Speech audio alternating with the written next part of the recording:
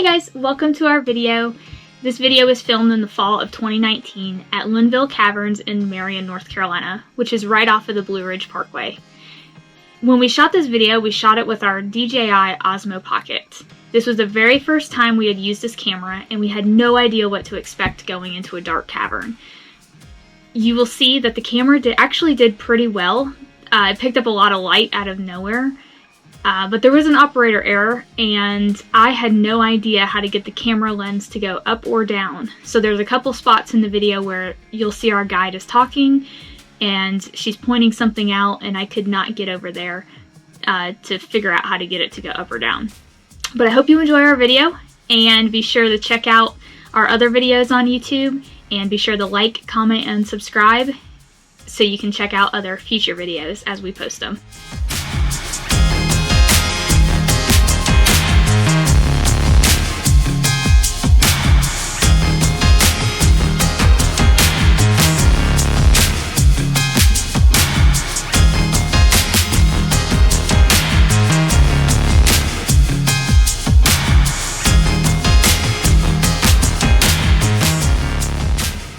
It's 52 degrees all year long. It can be 98 outside, it can be 5 outside, 52 in here. Super awesome in the summer, way better here than it is out there in the winter. Normally you would have rainbow speckled and or brown trout. That fish has been here for like a week and that's I see him over there. Yeah. If they're in here to get, if he gets a little bit bigger, his eyes will turn white because of the lack of light in here, so it's blind. Which is cool to look at because their eyes are wide, but it's, it's sad for them and they will totally swim right into a rock. It's entertaining, yes. Very, very sad. The fish are really important to the caverns because that's how they were made common public knowledge, not discovered at all by any means, but everybody knew after 1822 when there was a couple of guys fishing out there and they followed some trout in through a crack in the mountain. That's where the door is today. The rest is history. And just watch your head right here, and I'm going to say that at least 40,000 times.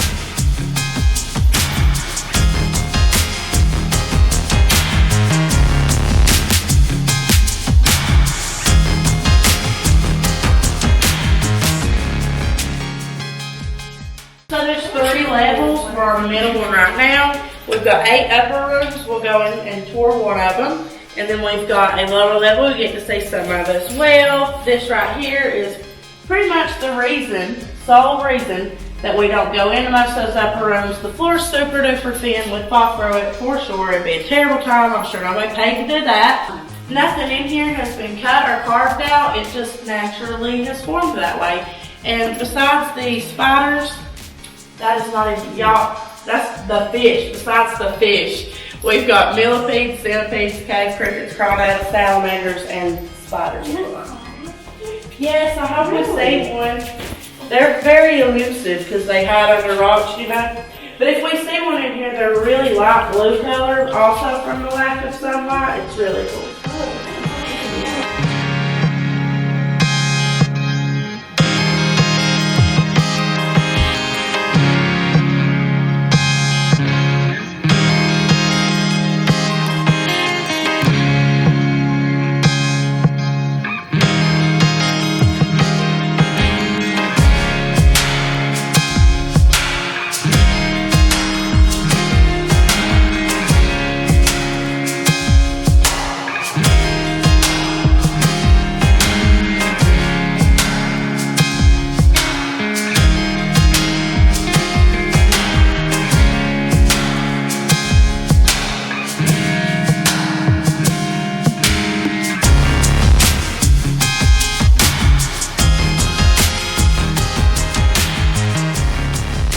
This right here is a flowstone formation. That just happens over super immensely long amounts of time where water trickles over these rocks. The green you see on this is just moss and algae that's been created by these artificial lights. In 1941, 4 years after it opened, it flooded so bad in here that it broke off a lot of these stalactites. They found them all over the floor. and plus in the hundreds of millions of years I've absolutely guarantee that people broke some of them, but most of them were broke off in the 1941 flood. They had to clean out 500 tons of dirt and rock out of this place. It washed the bridge away.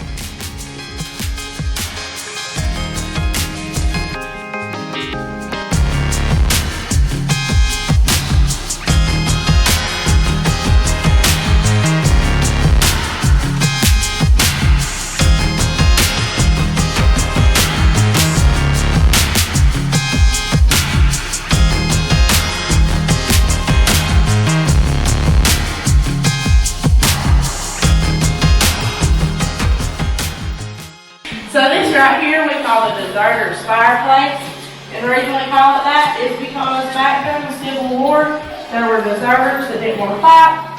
Can't blame them at all, for both Union and Confederate sides that would come down here to hide. This was all sand back then. They hadn't poured the concrete, of course. They repaired, made, traded shoes with local people for all their food and supplies. They found a cobbler's bench and pools in here is how that is known. They'd make their fires here to cook that food and stay warm and everything, of course, and that's where they really did not think that plan through, because if you're trying to hide from somebody, you don't build a fire for any reason, no matter what. All the smoke was seeping out through the cracks and the fissures, essentially turning the whole mountain into a huge smoke signal, so everyone would know something's going on in there, and they came to investigate it and found them and arrested them and charged them all treason and surely executed them. So horrible idea on their behalf. I also heard that people from the north would sign up in the north, get the money, desert, go to the south, sign up, get the money, desert, go back to the north, sign up, because it's not like they had like ID cards. Got executed for that too. Super great idea, I guess, for their families' financial well-being. Real bad idea for them. And they think they made it like 325 days before they were gone.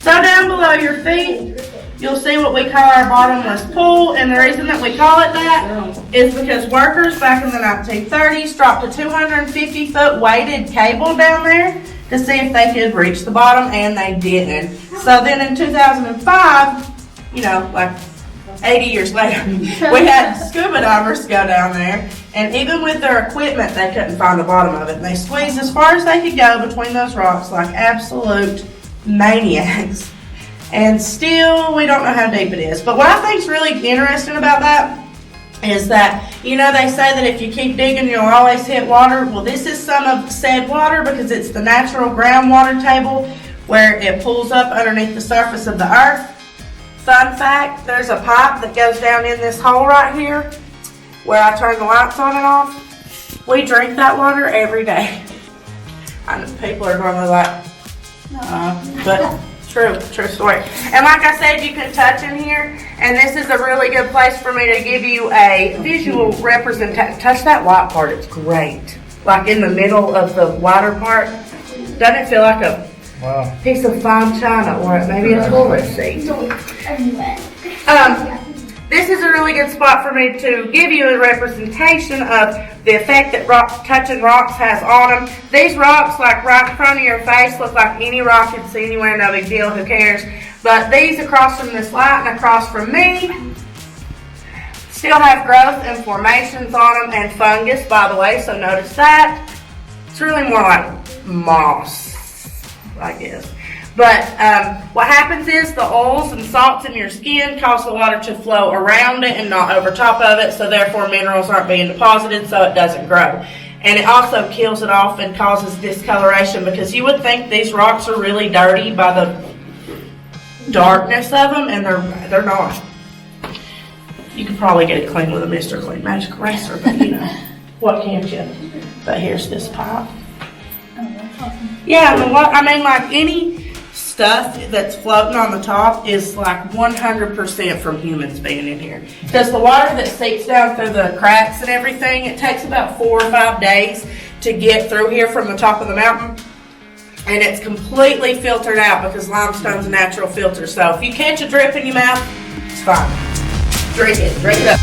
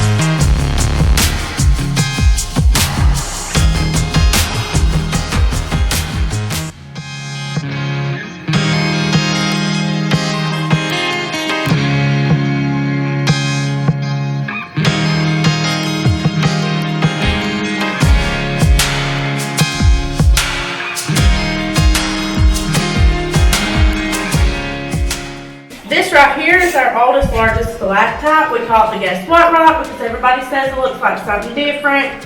I think it looks like a pickle. I've heard avocado, cousin it, Squidward's nose, Davy Jones from Pirates of the Caribbean. Now, you can see water is flowing over it today, but geologists say that it takes about 125 years in these conditions for an inch of it to grow, so they think this was about 130,000 years old. We call this frozen Niagara because it looks like frozen waterfall, and they estimate it to be about 6 million years old. Real quick, limestone is basically, I'm telling you, layman's terms, simple as I can put this. Limestone is basically dead animals and plants that have died, decayed, and stacked up and stacked up and stacked up until eventually they solidify and harden into a rock. All this shady dolomite hardened into rock about 600 million years ago at the bottom of the ocean when this was all still under the sea before the Appalachian Mountains were pushed up about 480 million years ago.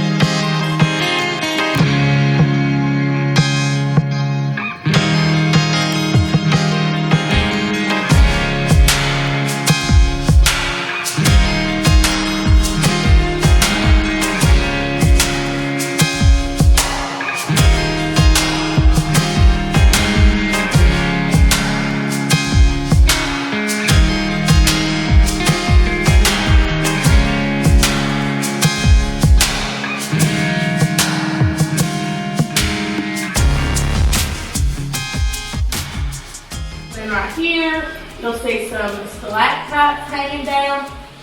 And the easiest way to remember the difference between a stalactite and a stalagmite is that a stalactite hangs tight to the ceiling, and a stalagmite might grow to reach the ceiling one day.